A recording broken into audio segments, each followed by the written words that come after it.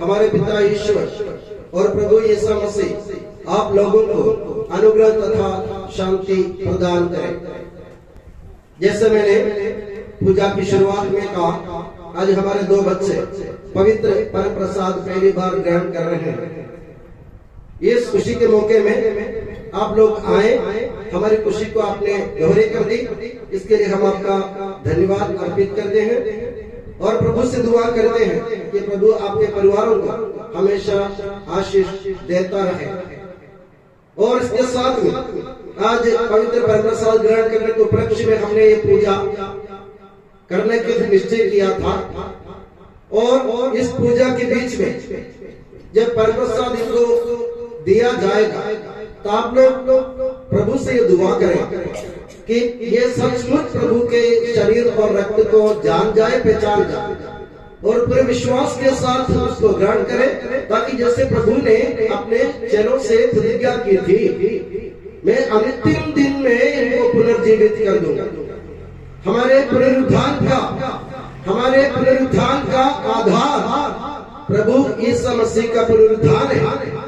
उससे पहले प्रभु ने अपने जीवन को, अपनी जान को हमारे लिए अर्पित कर दिया, ताकि हम उसे खाकर शुद्ध हो जाए, हमारे अंतर्गम के सारे मेल मिट जाए, ये हमारे अंतर्गम के जितने भी दाग धब्बे हैं वो सब धुल दिया जाए। इसलिए प्रभु ने अपने शरीर को, अपने आप को हम लोगों के साथ बांट दिया। आप जानते हैं कि प्रभु यीशु मसीह अपने जीवन काल में बहुत सारे चमत्कार किए थे। अंधों को दृष्टि दान दिया, बहरों को सुनने की शक्ति दी, मृतकों को जिलाया, लंगड़े को स्वस्थ कर दिया और बहुत सारे और भी अन्य चमत्कार प्रभु ने किए हैं। कोई आपसे पूछे, ईसाई होने के नाते अगर कोई अन्य धर्म के लोग आपसे पूछे कि यीशु मसीह ने कौन सा बड़ा चमत्कार किया था जो आज तक बना रहता है, तो आपके पास एक ही विकल्प है, एक ही सवाल के एक ही उत्तर है। वो उत्तर यह है कि प्रभु ने बहुत सारे चमत्कार किए थे और करते रहते हैं। उनमें सबसे महान और सबसे श्रेष्ठ और जो अतुलनीय है, जिसकी कोई तुलना नहीं है, वो है पवित्र परम प्रसाद। पवित्र परम प्रसाद में चमत्कार क्या है?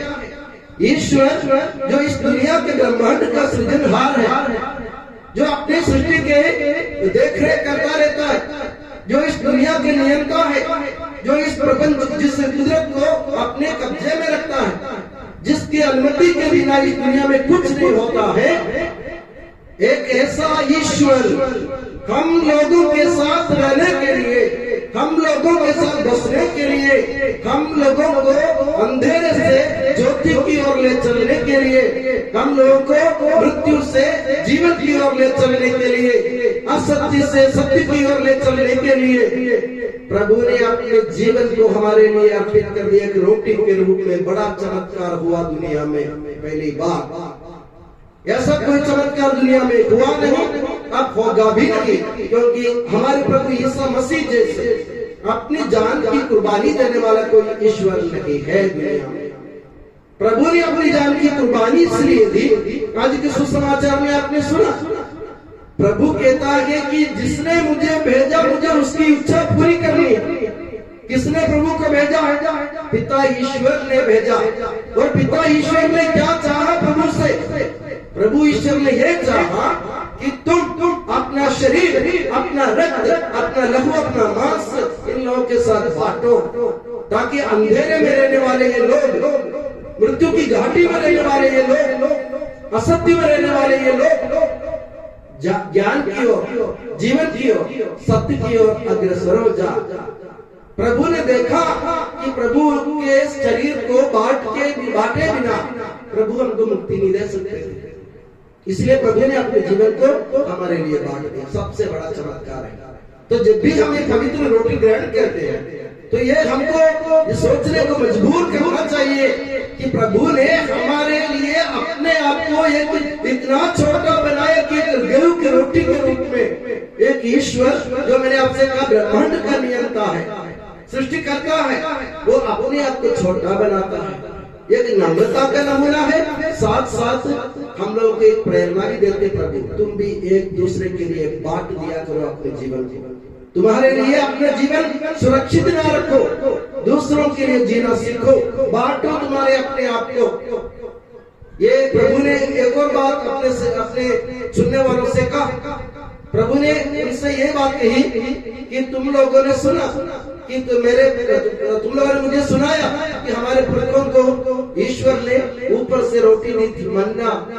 वे लोग प्रतिज्ञा देश की ओर जा रहे थे, मरुभूमि निर्जन स्थान, कुछ भी खाने पीने को नहीं मिलता, लोग परेशान थे, भूखे थे, प्यासे थे। वे ईश्वर के खिलाफ भुनाने लगे। मूसा को कोसते हुए उन लोगों ने कहा, तुम क्यों उधर से हमको खींच के ले आए बाहर, हम तो उधर चाट पे आराम से खाना खा रहे थे। तो मूसा ने विनती की, ईश्वर ने सुन ली उनकी विनती और ईश्वर ने उनको स्वर्ग से रोटी दी। मगर ईसा मसीह कहते, जो जिसने भी मन्ना खाया ना, वे सब मर गए, उनका पुनरुत्थान नहीं हुआ। वे लोग ईश्वर के पास इसलिए नहीं पहुंचे। मगर जो रोटी मैं दूंगा ना, वो मेरा शरीर है। मूसा ने जो रोटी दी ना, ईश्वर ने जो रोटी स्वर्ग से गिराई ना तुम्हारे लिए, उससे तुम्हें कोई फायदा नहीं मिला, शारीरिक फायदा मिला, तुम्हारी भूख मिट गई, शारीरिक भूख मिट गई। मगर जो रोटी मैं दूंगा ना, वो मेरा शरीर है। ऐसा कोई कर नहीं सकता। ईश्वर का शरीर मतलब ईश्वर खुद अपने आप को हमारे लिए बांटता है। ये सत्य हमें पहचानने की जरूरत है। आपने पेलिकन पक्षी के बारे में सुना होगा। पेलिकन पक्षी की विशेषता क्या मालूम है आपको? जब अपने पेलिकन पक्षी के चूजों को, बच्चों को जब प्यास लगती है, वो माँ क्या करती है मालूम है आपको? अपने सीना खोलकर, अपना सीना फाड़ कर, अपने चोट से सीना फाड़ कर अपने हृदय का रक्त अपने बच्चों को पिलाता है। क्या पिलाता है? अपने हृदय का रक्त पिलाती है माँ।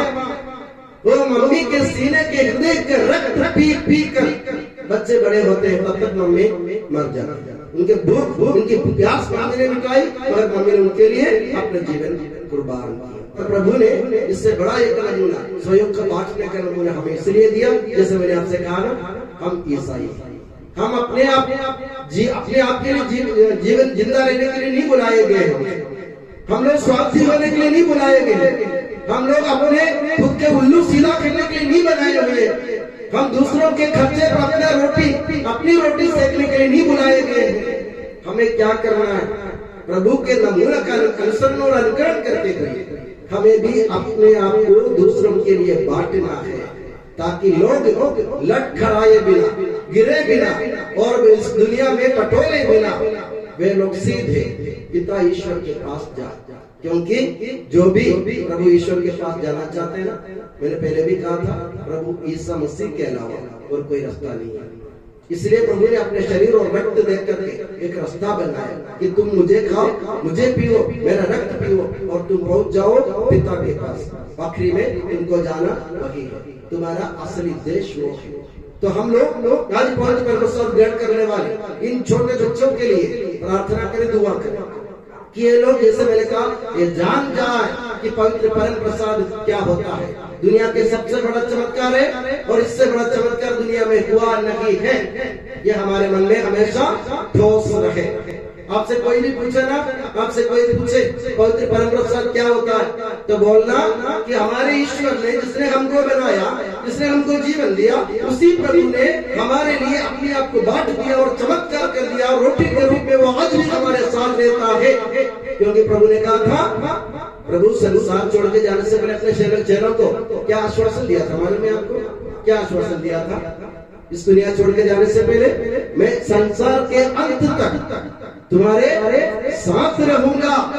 ऐसा कोई ईश्वर ने कभी नहीं कहा कि मैं संसार के अंत तक तुम्हारे साथ रहूंगा। और साथ रहने के लिए देखो, ये पवित्र परम प्रसाद की स्थापना कर दी हमने अपने जीवन से, और हमको इतना बड़ा सौभाग्य मिला है मेरे प्यारे बंधु।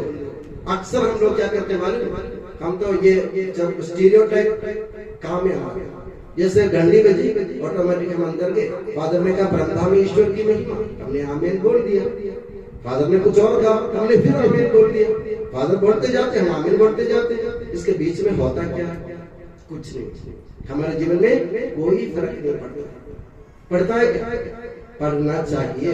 हर बार पूजा करके बाहर निकलने के बाद पवित्र प्रसाद ग्रहण करते समय कम से कम आपके अंदर एक प्रेम की ज्योति जलनी चाहिए। आपका दिल तड़पना चाहिए ऐसा कि मैंने अपने प्रभु जैसे दूसरों के लिए अपने जीवन को खर्च करूंगा। प्रभु तुमसे यही मांग, और कोई मांग नहीं है। प्रभु की एक ही मांग है, मेरा जैसे दूसरों से प्यार करो। ये प्यार का नमूना है, इसकी कोई तुलना नहीं है। मैंने आपसे कहा कोई तुलना नहीं है। तो आज हम ये पढ़ लें, अभी तक हमने पवित्र प्रसाद ग्रहण किया, फादर ने दिया, हमने ले लिया, ग्रहण किया।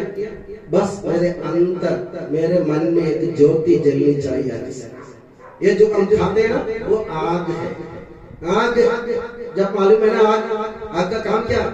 जलाने का काम है, शुद्ध करने का काम है। जो आग जिससे भी लग जाती है, जिसमें भी लग जाती है, उसको शुद्ध कर देता है, भस्म कर देता है। हमें भी ऐसा भस्म होने की, शुद्ध होने की जरूरत है। तो प्रभु से कहे, प्रभु आज तक, कल तक हमको मालूम नहीं था कि हमने ऑटोमेटिक आपका सब शरीर और रक्त हमने ग्रहण किया। आज से वो प्रेम की ज्योति हमारे अंदर जलाए प्रभु, ताकि हम भी तुम्हारे जैसे दुनिया के लिए मर जाए। और मैं दुआ करता हूँ कि प्रभु यीशु मसीह और माता मरियम आप सभी को हमेशा अपनी नियामत की छत्र छाया में सुखी और सुरक्षित रखे, पिता, पुत्र और पवित्र आत्मा के नाम पर, आमीन।